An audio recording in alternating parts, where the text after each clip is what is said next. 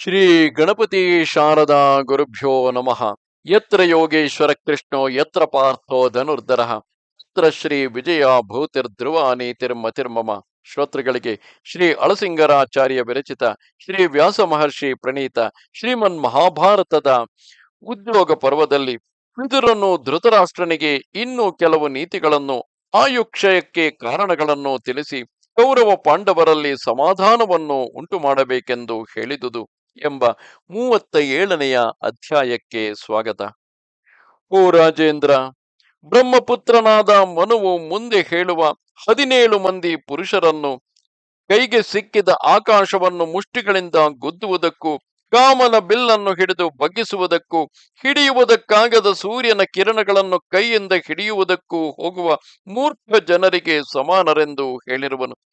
ಅಂಥವರು ಯಾರೆಂದರೆ, ಕಲಿಸಲಾರದವನಿಗೆ ಕಲಿಸುವುದಕ್ಕೆ ಹೋಗುವವನು, ಅಲ್ಪ ಲಾಭದಿಂದ ಸಂತೋಷಿಸುವವನು, ಶತ್ರುವಲ್ಲಿ ಸೇರಿ ಬಹಳ ಸಲಿಗೆಯಿಂದ ಕೂಡಾಡುವವನು, ಸ್ತ್ರೀಯರನ್ನು ಪೋಷಿಸಿ ಅದರಿಂದ ಕ್ಷೇಮವನ್ನು ಕೋರುವವನು, ಯಾಚಿಸಬಾರದವರಲ್ಲಿ ಯಾಚಿಸುವವನು, ಯಾವಾಗಲೂ ಆತ್ಮಸ್ತುತಿ ಮಾಡಿಕೊಳ್ಳುವವನು, ಒಳ್ಳೆಯ ಕುಲದಲ್ಲಿ ಹುಟ್ಟಿ ಮಾಡಬಾರದ ಕಾರ್ಯವನ್ನು ಮಾಡುವವನು, ತನಗೆ ಬಲವಿಲ್ಲದಿರುವಾಗಲೂ ಬಲಶಾಲಿಗಳನ್ನು ದ್ವೇಷಿಸುವವನು, ಶ್ರದ್ಧೆಯಿಂದ ಕೇಳದವನೊಡನೆ ಮಾತಾಡುವವನು, ಆಶೆ ಪಡಬಾರದುದಕ್ಕೆ ಆಶೆ ಪಡುವವನು, ತನ್ನ ಸೊಸೆಯೊಡನೆ ಸಲಿಗೆಯಿಂದ ಪರಿಹಾಸ್ಯ ಮಾಡುವವನು, ತನ್ನ ಸೊಸೆಯ ಕಡೆಯವರಿಂದ ಪ್ರಯೋಜನವನ್ನು ಪಡೆಯುತ್ತಾ ಗೌರವವನ್ನು ಹೇಳಿಕೊಳ್ಳುವವನು, ಪರರ ಹೆಂಡತಿಯಲ್ಲಿ ಪ್ರವೇಶಿಸುವವನು, ಹೆಂಡತಿಯನ್ನು ಬಹಳವಾಗಿ ನಿಂದಿಸುವವನು, ದಾನ ಮಾಡಿ ತನ್ನನ್ನು ತಾನು ಹೊಗಳಿಕೊಳ್ಳುವವನು, ಅವರಿಗೆ ಹಿತವಾದಗಳನ್ನು ಹೇಳುವವನು. ಈ 17 ಮಂದಿಯು ಪರಮ ಮೂರ್ಖರೆಂದು, ಇಂಥವರನ್ನು ಪಾಶಹಸ್ತರಾದ ಯಮಭಟರು ನರಕಕ್ಕೆ ಎಳೆದುಕೊಂಡು ಹೋಗುವರೆಂದು ಮನುವಾಕ್ಯವು. ಯಾವ ಮನುಷ್ಯನು ಯಾರಲ್ಲಿ ಹೇಗಿರುವನೋ ಆ ಮನುಷ್ಯನು ಇವನಲ್ಲಿ ಹಾಗೆಯೇ ಇರಬೇಕಾದುದು ಧರ್ಮವು. ಕಪಟವಾಗಿ ನಡೆಯತಕ್ಕವನಲ್ಲಿ ಕಪಟದಿಂದಲೇ ವರ್ತಿಸಬೇಕು, ಒಳ್ಳೆಯ ನಡತೆಯುಳ್ಳವರಲ್ಲಿ ಸಾಧುತ್ವದಿಂದಲೇ ನಡೆದುಕೊಳ್ಳಬೇಕು. ಓ ಮಹಾರಾಜ, ಮುಪ್ಪು ಮನುಷ್ಯನ ರೂಪವನ್ನು, ಆಶೆಯು ಧೈರ್ಯವನ್ನು, ಮೃತ್ಯುವು ಪ್ರಾಣಗಳನ್ನು, ಅಸೂಯೆಯು ಧರ್ಮ ಕಾರ್ಯವನ್ನು, ಕಾಮವು ಮನುಷ್ಯನ ಲಜ್ಜೆಯನ್ನು, ಅವರಲ್ಲಿ ಸೇವೆಯು ಮನುಷ್ಯನ ಶೀಲವನ್ನು, ಕೋಪವು ಸಂಪತ್ತನ್ನು ಅಪಹರಿಸುವುದು, ಅಹಂಕಾರವಾದರೂ ಸರ್ವವನ್ನು ಅಪಹರಿಸುವುದು ಎಂದನು. ತಿರುಗಿ ಧೃತರಾಷ್ಟ್ರನು ವಿದುರನನ್ನು ಕುರಿತು, ವಿದುರ, ಶತಾಯುಃ ಪುರುಷ ಎಂಬುದಾಗಿ ಮನುಷ್ಯನಿಗೆ 100 ವರ್ಷಗಳ ಆಯು ಪರಿಮಿತಿ ಎಂದು ಎಲ್ಲಾ ವೇದಗಳಲ್ಲಿಯೂ ಹೇಳಲ್ಪಟ್ಟಿವೆ. ಆದರೆ ಈ ಲೋಕದಲ್ಲಿ ಅಷ್ಟು ಕಾಲದವರೆಗೆ ಬದುಕಿರುವವರು ಬಹಳ ಅಪೂರ್ವವು. ಹೀಗೆ ಮನುಷ್ಯನು ತನ್ನ ಪೂರ್ಣಾಯುಷ್ಯವನ್ನು ಅನುಭವಿಸದಿರಲು ಕಾರಣವೇನು ಎಂದನು. ಅದಕ್ಕೆ ಆ ವಿದುರನು, ರಾಜೇಂದ್ರ, ಆಯಸ್ಸನ್ನು ತಗ್ಗಿಸುವುದಕ್ಕೆ ಅನೇಕ ಕಾರಣಗಳುಂಟು. ಬಹಳ ಅಹಂಕಾರ ಪಡುವುದು, ಹೆಚ್ಚು ಮಾತಾಡುವುದು, ಅಧಿಕವಾದ ಅಪರಾಧಗಳನ್ನು ಮಾಡುವುದು, ಬಹಳವಾಗಿ ಕೋಪಿಸುವುದು, ತಾನೇ ಬದುಕಬೇಕೆಂಬ ಆಶೆ, ಮಿತ್ರದ್ರೋಹ, ಇವು 6 ಮನುಷ್ಯನ ಆಯಸ್ಸನ್ನು ಕತ್ತರಿಸಿ ತುಂಡು ಮಾಡುವ ಹರಿತವಾದ ಕತ್ತಿಗಳು. ರಾಜೇಂದ್ರ, ಪ್ರಾಣಿಗಳನ್ನು ಮೃತ್ಯುವು ಕೊಲ್ಲುವುದೆಂದು ಎಣಿಸಬೇಡ. ಅವರ ಅಕಾರ್ಯಗಳೇ ಅವರನ್ನು ಅಕಾಲದಲ್ಲಿ ಕೊಲ್ಲುವವು. ಮಹಾರಾಜ, ನಿನಗೆ ಕ್ಷೇಮ ಉಂಟಾಗಲಿ.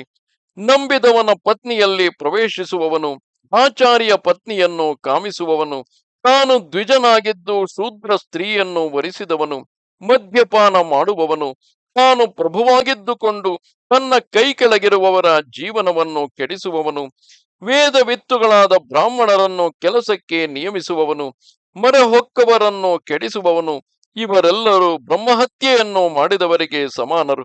ಇಂಥವರೊಡನೆ ಕೂಡಾಡಿದವರಿಗೆ ಕೂಡ ಪ್ರಾಯಶ್ಚಿತ್ತವನ್ನು ಮಾಡಬೇಕೆಂಬುದು ಶಾಸ್ತ್ರವಿಧಿ.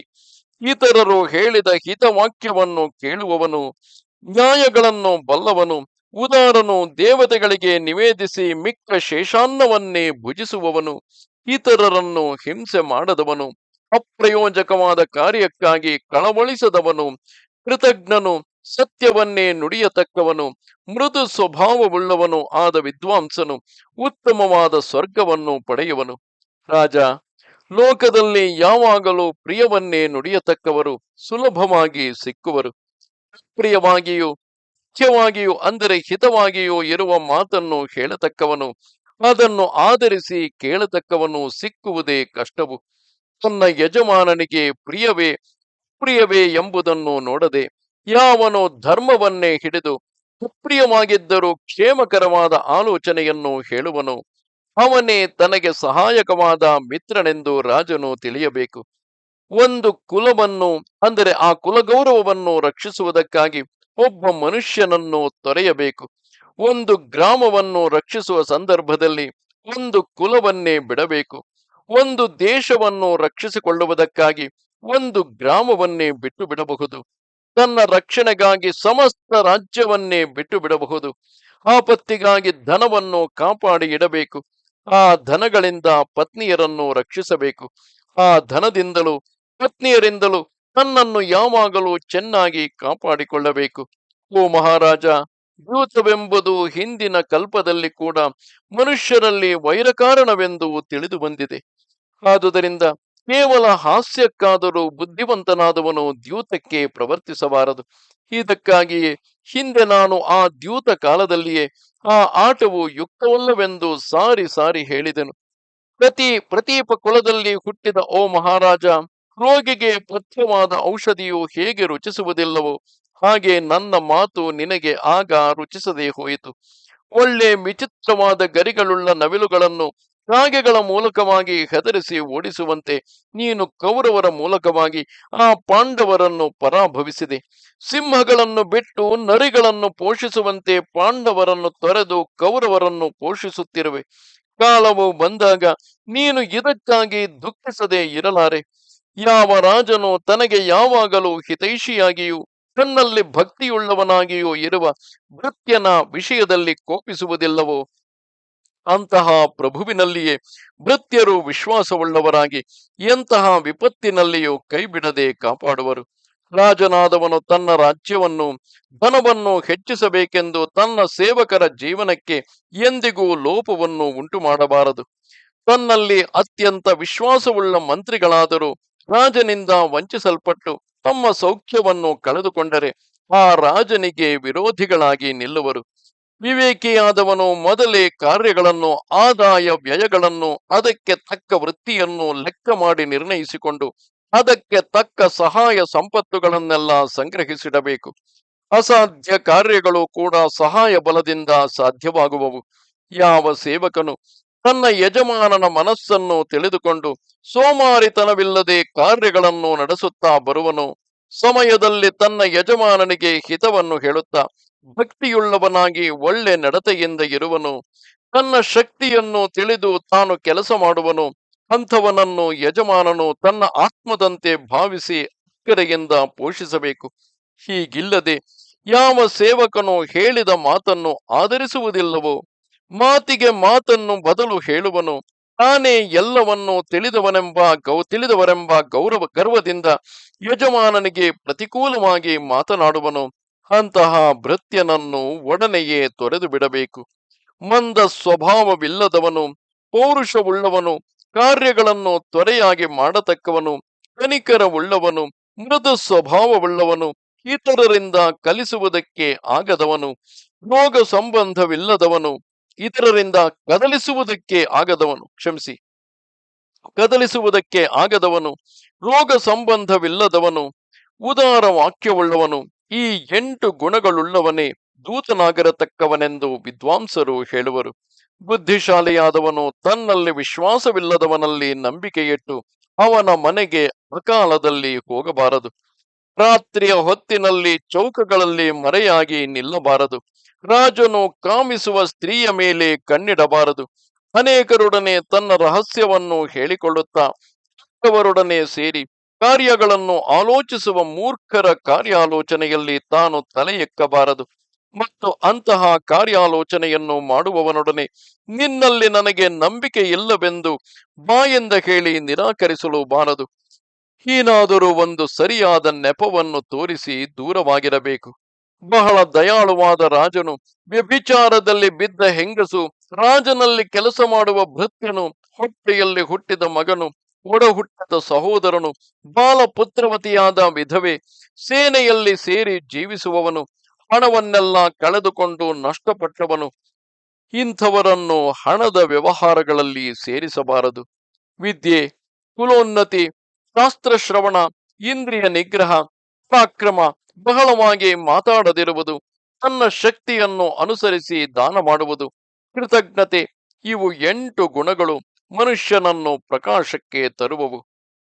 ಅಣ್ಣ, ಆದರೆ ಮಹಾಮಹಿಮೆಯುಳ್ಳ ಈ ಎಲ್ಲ ಗುಣಗಳನ್ನು ಒಳಗೊಂಡಿರುವ ಒಂದೇ ಒಂದು ಗುಣವುಂಟು. ಅದಾವುದು ರಾಜ್ಯವಾಲ್ಲಭ್ಯವೆಂಬುದು. ಒಬ್ಬ ಮನುಷ್ಯನನ್ನು ರಾಜನು ಯಾವಾಗ ಆಧರಿಸುವನೋ ಅದರಿಂದ ಆ ಮನುಷ್ಯನು ಪಡೆಯತಕ್ಕ ರಾಜ ಸತ್ಕಾರವೆಂಬ ಗುಣವು ಬೇರೆ ಎಲ್ಲ ಗುಣಗಳನ್ನು ಎಳೆದು ತಂದಿಟ್ಟುಕೊಳ್ಳುವುದು.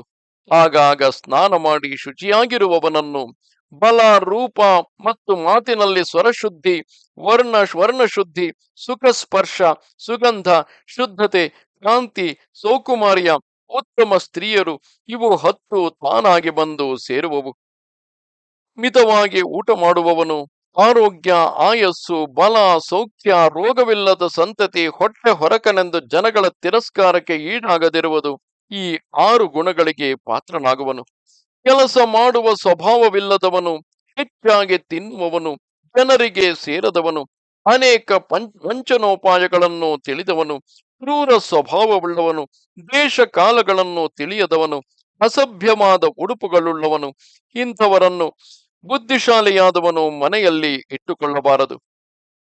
ಔದಾರ್ಯವಿಲ್ಲದವನನ್ನು, ಯಾವಾಗಲೂ ಇತರರನ್ನು ನಿಂದಿಸುವ ಸ್ವಭಾವವುಳ್ಳವನನ್ನು, ಅಶಾಸ್ತ್ರಜ್ಞನನ್ನು, ವನದಲ್ಲಿದ್ದು ಜೀವಿಸುವವನನ್ನು, ವಂಚಕನನ್ನು, ಗೌರವಾರ್ಹರನ್ನು ಗೌರವಿಸುವವರನ್ನು, ಕ್ರೂರನನ್ನು, ದ್ವೇಷ ಸ್ವಭಾವವುಳ್ಳವನನ್ನು, ಉಪಕಾರ ಸ್ಮರಣೆಯಿಲ್ಲದ ಕೃತಜ್ಞನನ್ನು ಎಂತಹ ಕಷ್ಟ ಕಾಲದಲ್ಲಿದ್ದಾಗಲೂ ಯಾಚಿಸಬಾರದು.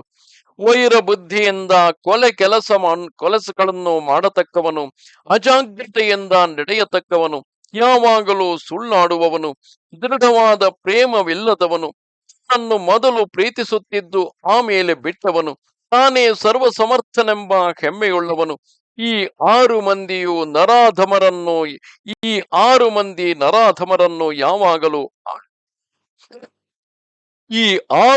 ನರಾಧಮರನ್ನು ಯಾವಾಗಲೂ ಆಶ್ರಯಿಸಬಾರದು. ಮನುಷ್ಯನಿಗೆ ಸಾಧನ ಅಂದರೆ ಸಹಾಯ ಬಲದಿಂದ ಅರ್ಥಸಿದ್ಧಿಯಾಗುವುದು. ಅರ್ಥಸಿದ್ಧಿಯು ಸಹಾಯಗಳನ್ನು ಒದಗಿಸುವವು. ಹೀಗೆ ಒಂದಕ್ಕೊಂದಕ್ಕೆ ಅನ್ಯೋನ್ಯ ಆಶ್ರಯವಿರುವುದರಿಂದ ಇವೆರಡರಲ್ಲಿ ಒಂದಿಲ್ಲದಿದ್ದರೆ ಮತ್ತೊಂದು ಸಿದ್ಧಿಸಲಾರದು.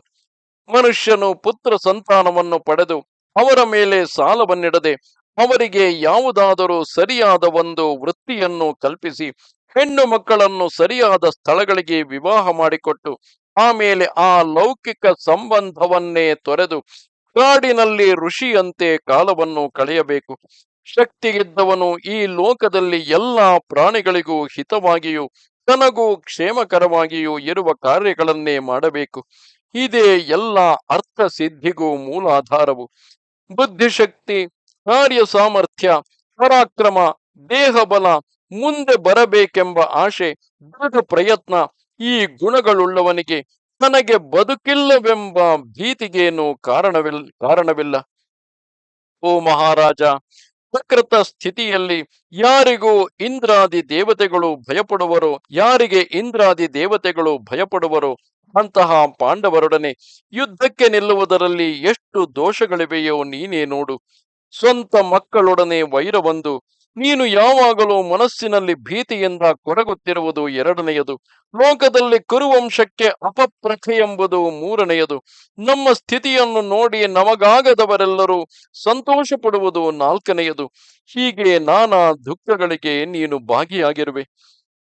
ಇದಲ್ಲದೆ ಎಲೈ ಇಂದ್ರ ಸಮಾನನೆ, ಮಹಾತ್ಮನಾದ ಆ ಭೀಷ್ಮನ, ನಿನ್ನ ದ್ರೋಣನ ಮತ್ತು ರಾಜನಾದ ಯುಧಿಷ್ಠಿರನ ಕೋಪವೆಂಬುದು ಪ್ರಬಲವಾದರೆ ಆಕಾಶದಲ್ಲಿ ಅಡ್ಡಲಾಗಿ ಬಿದ್ದ ಧೂಮಕೇತುವಿನಂತೆ ಈ ಲೋಕವನ್ನೇ ನಾಶ ಮಾಡುವುದು.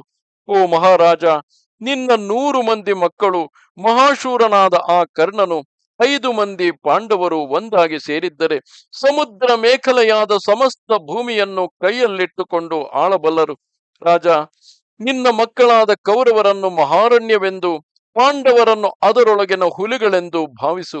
ಹುಲಿಗಳಿಗೆ ಆಶ್ರಯವಾದ ಕಾಡನ್ನು ಕೆಡಿಸಬಾರದು. ಕಾಡಿಗೆ ಬೆಂಬಲವಾದ ಹುಲಿಗಳನ್ನು ಓಡಿಸಬಾರದು. ಹುಲಿಗಳಿಲ್ಲದುದು ಕಾಡೆನಿಸುವುದಿಲ್ಲ. ಕಾಡಿಲ್ಲದೆ ಹುಲಿಗಳಿರಲಾರವು. ಹುಲಿಗಳಿಂದ ವನವು, ವನದಿಂದ ಹುಲಿಗಳು ರಕ್ಷಿಸಲ್ಪಡುವವು.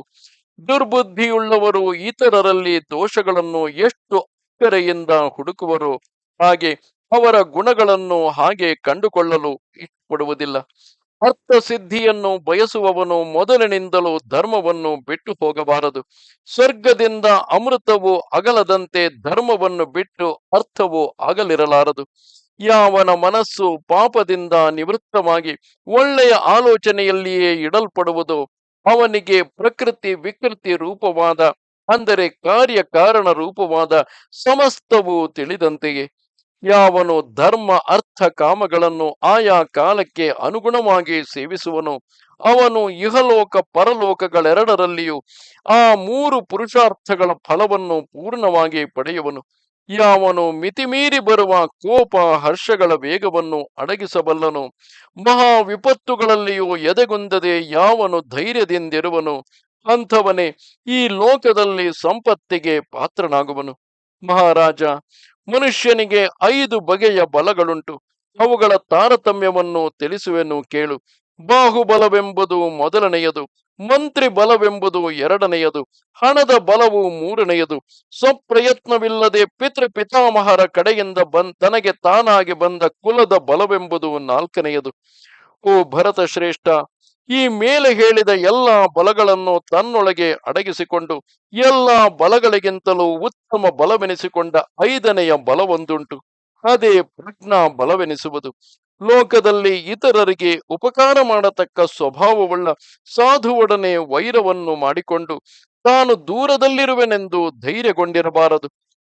ಬುದ್ಧಿಶಾಲಿಯಾದವನು ಸ್ತ್ರೀಯರಲ್ಲಿಯೂ ರಾಜರಲ್ಲಿಯೂ ಸರ್ಪಗಳಲ್ಲಿಯೂ ತಾನಾಗಿ ಕಲಿತ ವಿದ್ಯೆಗಳಲ್ಲಿಯೂ ಪ್ರಭುಗಳಲ್ಲಿಯೂ ಶತ್ರುಗಳಲ್ಲಿಯೂ ತಾನು ಅನುಭವಿಸುವ ಭೋಗಗಳಲ್ಲಿಯೂ ತನ್ನ ಆಯುಸ್ಸಿನಲ್ಲಿಯೂ ಎಂದಿಗೂ ನಂಬಿಕೆಯನ್ನು ಇಡಬಾರದು. ಬುದ್ಧಿ ಎಂಬ ಬಾಣದಿಂದ ಹೊಡೆಯಲ್ಪಟ್ಟವನಿಗೆ ಚಿಕಿತ್ಸಕರಿಲ್ಲ, ಔಷಧಗಳೂ ಇಲ್ಲ. ಹೋಮಗಳಾಗಲಿ ಮಂತ್ರಗಳಾಗಲಿ ಮಂಗಳ ಕಾರ್ಯಗಳಾಗಲಿ ಯಾವುದೂ ಇಲ್ಲ. ಅಥರ್ವ ವೇದದಲ್ಲಿ ಹೇಳಲ್ಪಟ್ಟ ಮಂತ್ರಗಳಾದರೂ ಅದಕ್ಕಿಲ್ಲ. ಸಿದ್ಧಿಕರಗಳಾದ ರಸಗುಳಿಗೆಗಳು ಅದಕ್ಕೆ ಪ್ರಯೋಜನಕರಗಳಲ್ಲ. ಹೂ ಮಹಾರಾಜ, ಹಾವು, ಬೆಂಕಿ, ಸಿಂಹ, ಸತ್ಕುಲದಲ್ಲಿ ಹುಟ್ಟಿದ ಮಗನು, ಇಂಥವರನ್ನು ಮನುಷ್ಯನು ತಿರಸ್ಕರಿಸಬಾರದು. ಇವೆಲ್ಲವೂ ಮಹಾ ತೀವ್ರ ತೇಜಸ್ಸುಳ್ಳವುಗಳು. ಅಗ್ನಿ ಎಂಬ ತೀವ್ರವಾದ ತೇಜಸ್ಸು ಮರದಲ್ಲಿ ಗೂಢವಾಗಿ ಅಡಗಿರುವುದು. ಅದನ್ನು ಇತರರು ಪ್ರಯತ್ನಪಟ್ಟು ಪ್ರೇರಿಸದೆ ಹೊರತು ತನ್ನಲ್ಲಿರುವ ಶಕ್ತಿಯನ್ನು ಆ ಮರವು ಉಪಯೋಗಿಸುವುದಿಲ್ಲ. ಆ ಮರವು ಕಡೆದು, ಅಂದರೆ ಮಥಿಸಿ ಒಳಗಿನ ಬೆಂಕಿಯು ಹೊರಗೆ ಬರುವಂತೆ ಮಾಡಿದರೆ ಮಾತ್ರ ಆ ಬೆಂಕಿಯು ಆ ಮರವು ಬೆಳೆದ ಕಾಡನ್ನು, ಅದರ ಸಮೀಪದಲ್ಲಿರುವ ಬೇರೆ ಎಲ್ಲ ವಸ್ತುಗಳನ್ನು ನಿಮಿಷ ಮಾತ್ರದಲ್ಲಿ ತನ್ನ ತೇಜಸ್ಸಿನಿಂದ ದಹಿಸಿಬಿಡುವುದಲ್ಲವೇ? ಹೀಗೆಯೇ ಒಳ್ಳೆಯ ಕುಲದಲ್ಲಿ ಹುಟ್ಟಿದವರು ಅಗ್ನಿಗೆ ಸಮಾನವಾದ ತೇಜಸ್ಸುಳ್ಳವರು. ಆದರೆ ಆ ತೇಜಸ್ಸನ್ನು ಹೊರಗೆ ಕಾಣಿಸದೆ ಕಾಷ್ಠದೊಳಗಿನ ಬೆಂಕಿಯಂತೆ ತಮ್ಮಲ್ಲಿಯೇ ಅಡಗಿಸಿಟ್ಟುಕೊಂಡು ತಮ್ಮ ಆಕಾರಗಳಿಂದಲೂ ಹೊರಕ್ಕೆ ಕಾಣಿಸದೆ ತಾಳ್ಮೆಯಿಂದ ಸುಮ್ಮನಿರುವರು.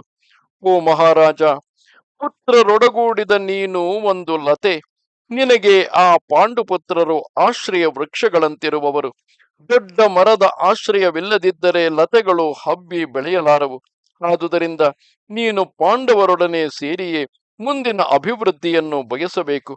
ಮತ್ತು ರಾಜೇಂದ್ರ, ನಿನ್ನ ಮಗನನ್ನು ಒಂದು ಮರವೆಂದು, ಪಾಂಡವರನ್ನು ಅದರೊಳಗಿನ ಸಿಂಹಗಳೆಂದು ನೀನು ತಿಳಿ. ಸಿಂಹಗಳಿಲ್ಲದ ವನವಾಗಲಿ ವನಾಶ್ರಯವಿಲ್ಲದ ಸಿಂಹಗಳಾಗಲಿ ಕ್ಷೇಮದಿಂದ ಇರಲಾರವು. ಇದು 37ನೆಯ ಅಧ್ಯಾಯವು. ನಮಸ್ತೆ ಶಾರದೆ ದೇವಿ, ಕಾಶ್ಮೀರ ಪುರವಾಸಿನಿ, ತ್ವಮಹಂ ಪ್ರಾರ್ಥೆಯೇ ನಿತ್ಯಂ, ವಿದ್ಯಾದಾನಂಚ ದೇಹಿಮೆ. ನಮಸ್ಕಾರ.